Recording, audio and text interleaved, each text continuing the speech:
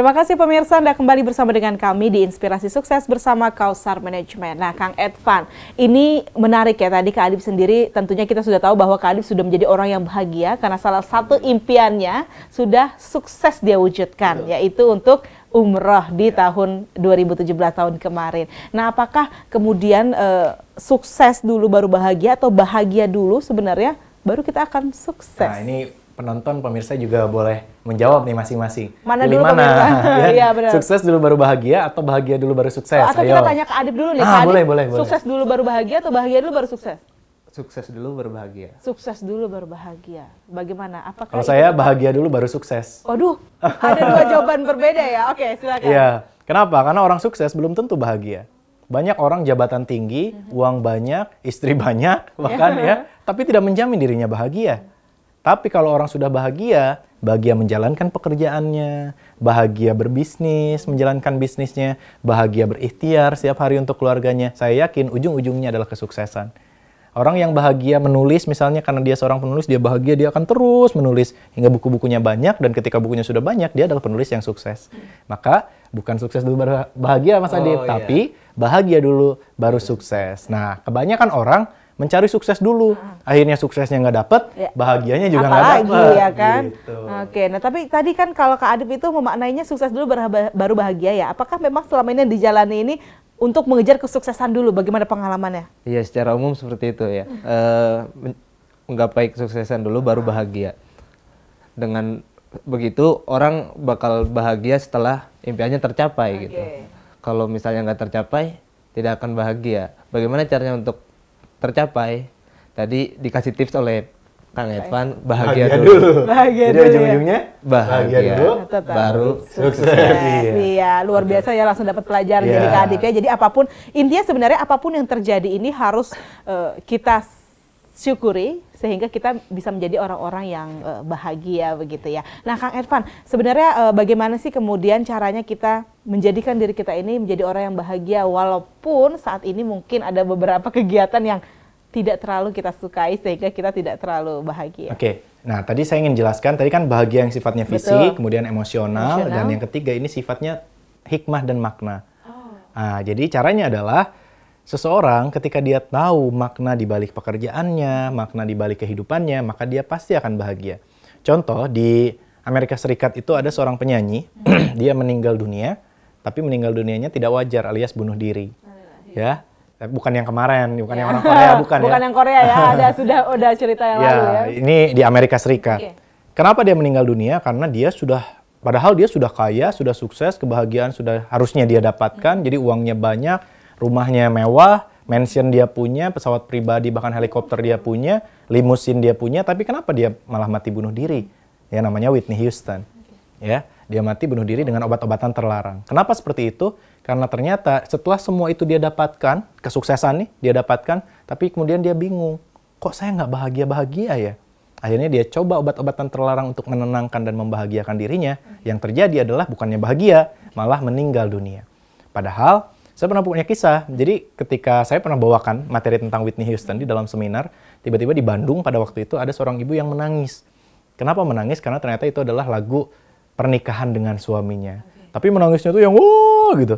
Sampai saya tanya, kenapa menangis seperti itu? Karena kalau menangisnya kenangan, itu kan cuman gitu ya, setetes dua tetes air mata. Kalau ini kejer gitu. Saya tanya, kenapa Bu? Dia katakan, Mas Edvan, ini adalah lagu pacaran saya dan lagu pernikahan saya. Lalu kenapa Ibu menangis sampai seperti itu? Saya tanya. Dia jawab, karena saya hari ini sudah tidak dengan suami saya.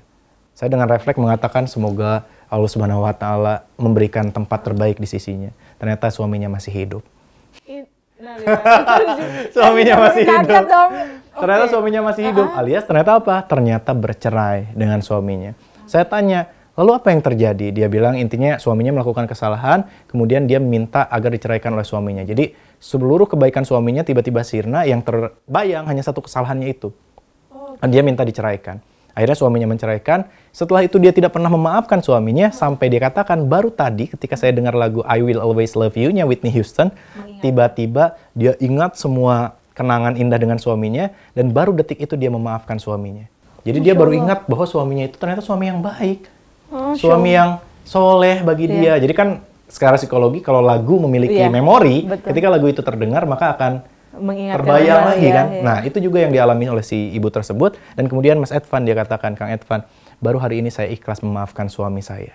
Bayangkan jika Whitney Houston tahu apa yang dia kerjakan, apa yang dia ciptakan, ternyata membuat orang berdamai, orang saling menyayangi satu sama lain, orang saling memaafkan. Saya yakin dia akan sangat bahagia dan dia akan terus bekerja menjadi orang yang bermanfaat dan dia tidak akan pernah mencari obat-obatan terlarang untuk bunuh diri. Itu dia, kadang-kadang kita suka salah jalan dan kita suka salah cari solusi. Pernah nggak sih kalau misalkan Kak Adib sendiri nih, suka salah jalan atau salah cari solusi tadi, menentukan solusi hidup, misalnya, oh saya mau bahagia tapi salah jalannya. Pernah nggak ada kisah seperti itu?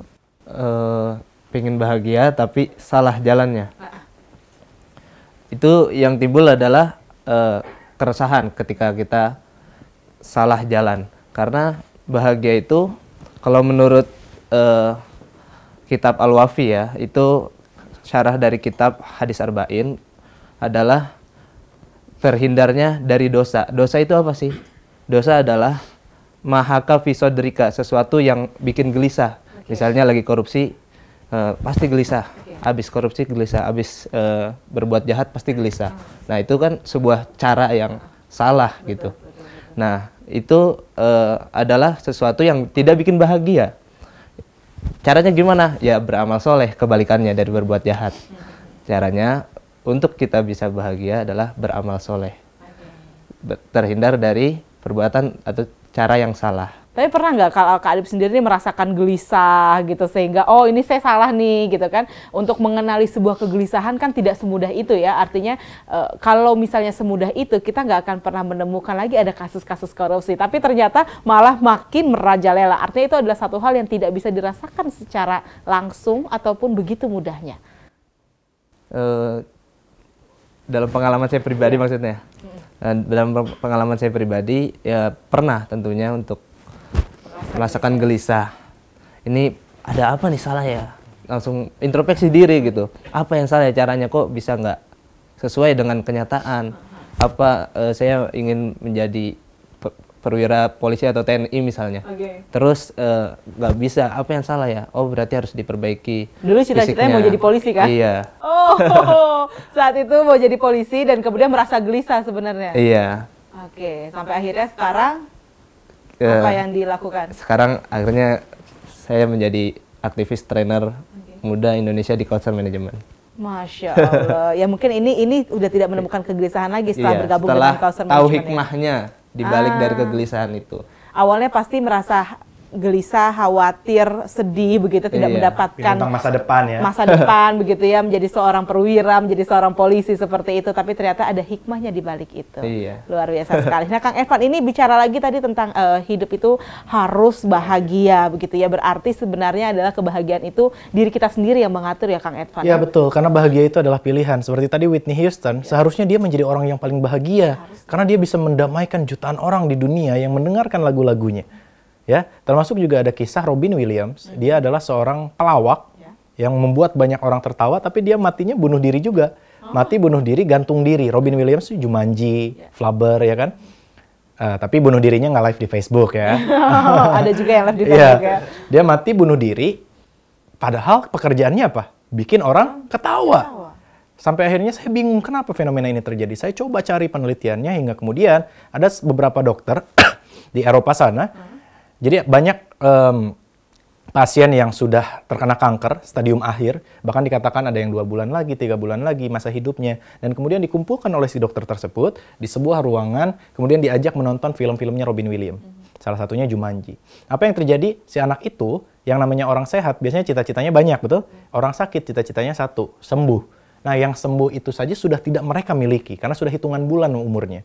Dan akhirnya mereka yang bahkan kepalanya pun sudah terkena kemo, dan mereka kemudian menonton film-filmnya Robin Williams. Apa yang terjadi setelah nonton? Mereka termotivasi, terinspirasi, kembali memiliki semangat hidup. Dan ketika bahagia, kan bahagia tuh, maka hormon-hormon endorfin, kemudian dopamin, itu akan muncul di dalam diri mereka melawan sel-sel kanker.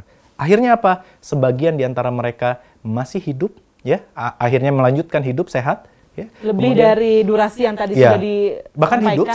sehat, bahkan sebagian sehat. lagi lebih dari durasi yang ditentukan, Baik. sebagian lagi meninggal, tapi meninggalnya dalam keadaan bahagia. Bayangkan kalau Robin Williams tahu bahwa pekerjaan yang dia lakukan setiap hari mampu membuat orang-orang yang belum ada obat dari penyakit tersebut bisa sembuh, maka saya yakin dia tidak akan gantung diri. Dia akan sibuk berbicara stand up comedy, bikin film untuk kemudian membuat banyak orang bisa sehat, bisa hidup, dan bisa berbahagia. Bahagia adalah ketika membuat banyak orang lain bahagia. Jadi itulah kebahagiaan yang ketiga, ketika kita tahu hikmah di balik pekerjaan, seberapa manfaat diri kita untuk orang lain, nah seberapa banyak energi positif yang kita berikan pada orang lain, itulah kebahagiaan yang sesungguhnya. Karena kebanyakan orang kalau di situ kan adalah bahagia ketika orang lain bahagia ya. Kalau di sini udah berbalik nih Kang Irfan nih. Kayaknya udah banyak juga orang yang bahagia melihat orang lain sedih gitu ya.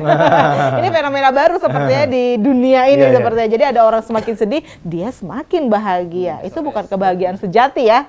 Setuju nggak sih Kak Adip? Ya setuju. Banyak orang yang merasakan SOS, Apa senang melihat orang susah, Oke. susah melihat orang senang. senang, oke. Nah, itu orang tetangga kita yang beli mobil, dia yang stres. Tetangga yang beli kulkas, dia yang kedinginan. Ya. Mungkin dia masuk kulkas. Oke. Itu punya kegelisahan jiwa itu. Berarti harus Bahaya diobatinya sekali. dengan apa nih menurut Kak Adip? Dengan banyak-banyak baca Al-Quran. Masya Allah, Dan benar-benar ya. ngaji hati supaya tulus, banyak sabar, dan juga banyak bersyukur gitu. Oke. Setiap orang pasti punya kekurangan, setiap orang pasti memiliki masalahnya masing-masing, dan kita selalu berpikir bahwa orang lain selalu memiliki kehidupan yang lebih baik dibandingkan kita, padahal tidak begitu. Orang lain pun melihat kita lebih baik dibandingkan dirinya. Tapi kenapa sekarang ini memang hakikat manusia senantiasa melihat tetangganya, melihat orang lain selalu lebih bahagia? Kenapa sih Kang Edvan? Ya karena yang dia lihat hanya luarnya saja. Atau kebanyakan cuma melihat Instagramnya Iya, aja ya? Instagramnya aja ya. Yang diupload kan yang baik-baiknya kan. baik-baik, betul, Dan yang betul. kita lihat kayak dari tetangga yang kita lihat mungkin hanya 2-3% dari kehidupannya gitu. Kita tidak pernah tahu apa masalahnya, penyakit di dalam tubuhnya, berapa utangnya. Ya. Iya. Bedanya mereka tetap terlihat bahagia. Nah kita yang masalahnya bisa jadi lebih sedikit dibanding mereka, malah lebih memikirkan kebahagiaan orang lain dan kitanya tidak bahagia. Maksudnya memikirkan itu cemburu gitu ya, iri. Iya. Nah itu yang sering kali terjadi. Itu yang dinamakan tadi penyakit SMOS. Susah melihat orang lain senang, senang melihat orang lain susah. Oke, jangan sampai kita menjadi satu di antaranya pemirsa. Dan untuk itu bagaimana caranya kita harus bahagia? Bagaimana sih caranya kita mengetahui bahwa diri kita sudah bahagia atau belum sebenarnya? Usai jeda berikut ini tetap di Inspirasi Sukses.